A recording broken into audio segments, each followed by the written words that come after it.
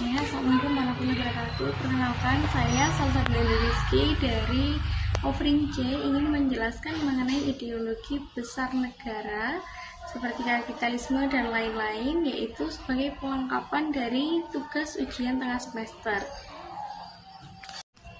Yang pertama yaitu kapitalisme. Kapitalisme memiliki pengertian yaitu ideologi dengan sistem ekonomi yang menekankan kepada kepemilikan pribadi atas barang produksi, kebebasan individu dalam pasar, dan juga pencarian keuntungan ataupun profit. Dalam kapitalisme, pasar berperan sebagai pengatur utama dalam kegiatan ekonomi, yaitu sebagai mekanisme di dalam pasar bebas seperti itu.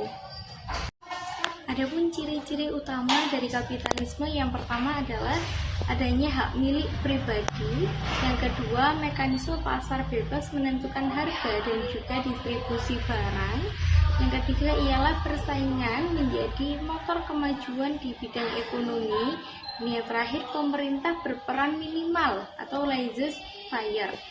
Tokoh pentingnya di dalam kapitalisme ialah yang pertama Adam Smith, dikenal sebagai bapak ekonomi modern.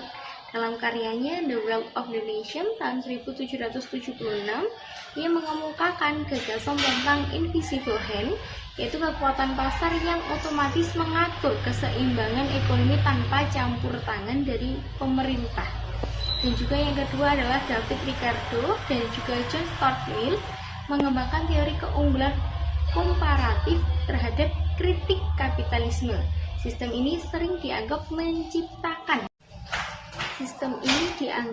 menciptakan kesenjangan sosial dan juga eksploitasi kelas pekerja, serta menumbuhkan sifat materialistik. Yang kedua ada liberalisme, yang memiliki pengertian bahwa liberalisme adalah ideologi yang menekankan terhadap kebebasan individu dalam segala hal dalam bidang kehidupan, politik, ekonomi, maupun sosial, dengan batasan minimal dari negara.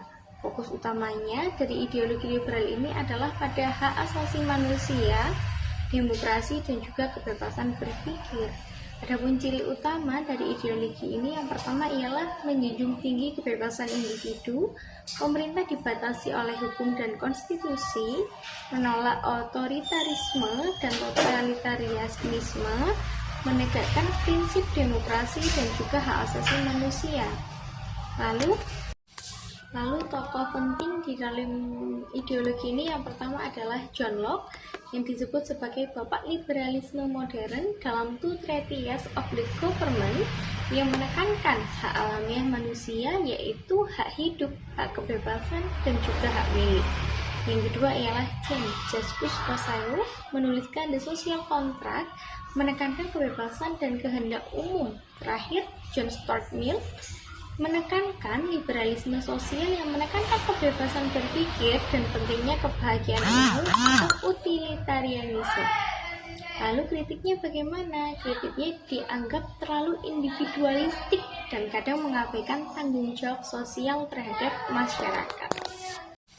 Lalu tokoh penting di dalam ideologi ini yang pertama adalah John Locke, yang disebut sebagai bapak liberalisme modern dalam Two Treatises of the Government, yang menekankan hak alamiah manusia, yaitu hak hidup, hak kebebasan, dan juga hak milik.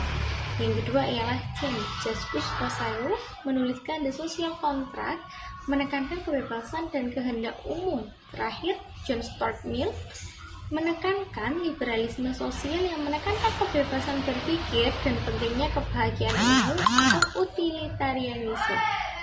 Lalu kritiknya bagaimana? Kritiknya dianggap terlalu individualistik dan kadang mengabaikan tanggung jawab sosial terhadap masyarakat.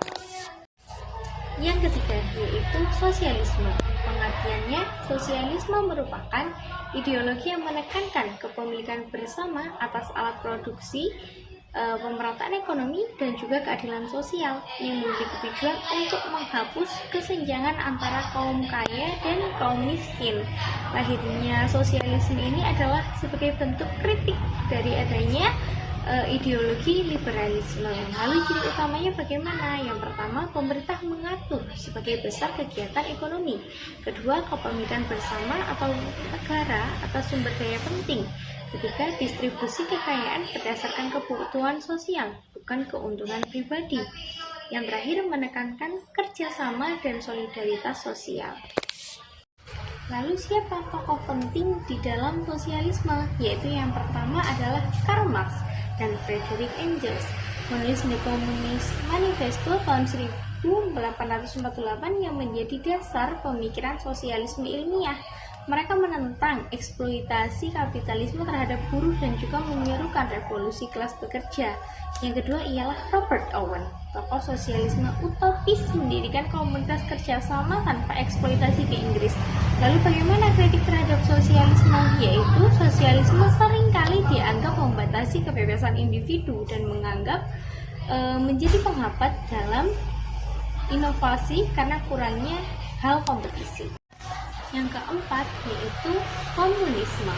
Komunisme merupakan bentuk ekstrim dari sosialisme yang menginginkan masyarakat tanpa kelas, di mana semua alat produksi dimiliki bersama dan tidak ada yang namanya kepemilikan secara pribadi. Lalu apa tujuannya? Tujuannya adalah untuk menghapus eksploitasi manusia yang dilakukan oleh manusia itu sendiri. Lalu bagaimana ciri utamanya? Yang pertama, tidak ada kelas sosial, yaitu dikhususkan kelas pekerja dan juga kapitalis dilebur.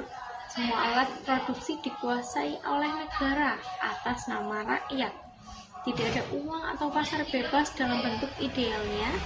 Negara tidak bertindak sebagai pengatur penuh sistem ekonomi dan sosial.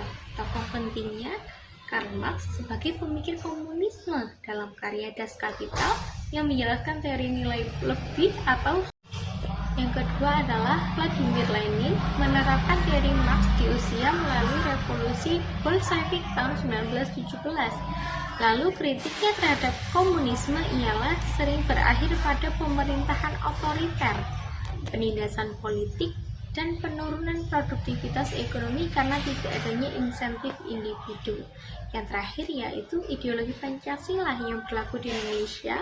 Pancasila merupakan ideologi negara Indonesia yang bersumber dari kepribadian dan budaya bangsa, serta menggabungkan nilai-nilai ketuhanan, kemanusiaan, persatuan, kerakyatan, dan juga keadilan sosial. Pancasila sifatnya terbuka, dinamis, dan juga humanistik. Ciri utamanya ialah menjunjung tinggi nilai ketuhanan yang Maha Esa, menghargai kemanusiaan dan keadilan sosial, mengutamakan persatuan nasional di tengah keberagaman, menjalankan demokrasi dan berkeadaban. Yang terakhir ialah mengedepankan keadilan sosial bagi seluruh rakyat Indonesia. Tokoh pentingnya ialah Soekarno, penggali dan perumus utama Pancasila. Dalam pidatonya 1 Juni 1945, beliau menyebut Pancasila sebagai filosofis translate atau dasar falsafah negara Indonesia. Kedua, Muhammad Yamin. Ketiga, Supomo, yaitu tokoh BPUPKI yang juga berperan dalam perumusan nilai-nilai Pancasila. Adapun keunggulan Pancasila ialah tidak berpihak pada kapitalisme maupun komunisme, memadukan nilai spiritual, kemanusiaan, dan juga kebangsaan, menjadi pedoman hidup yang relevan dalam konteks masyarakat yang majemuk. Oke, selanjutnya saya akan melakukan wrapping ulang mengenai ideologi-ideologi besar negara. Yang pertama ialah ideologi kapitalisme yang memiliki fokus utama pada kebebasan ekonomi pasar bebas. Tokohnya Adam Smith. Kritiknya atau tantangannya yaitu dalam kesenjangan sosial. Kedua adalah liberalisme, yaitu menekankan kebebasan individu dan juga demokrasi. Yang lalu kritiknya yaitu terlalu individualistis. Ketiga, sosialisme, yaitu berfokus pada keadilan sosial dan juga pemerataan. Komunisme, yaitu berfokus pada masyarakat yang tanpa kelas. Yang terakhir ialah Pancasila, yang fokusnya terhadap keseimbangan spiritual, sosial, dan juga nasional, yang tantangannya merupakan implementasi nilai di era modern saat ini.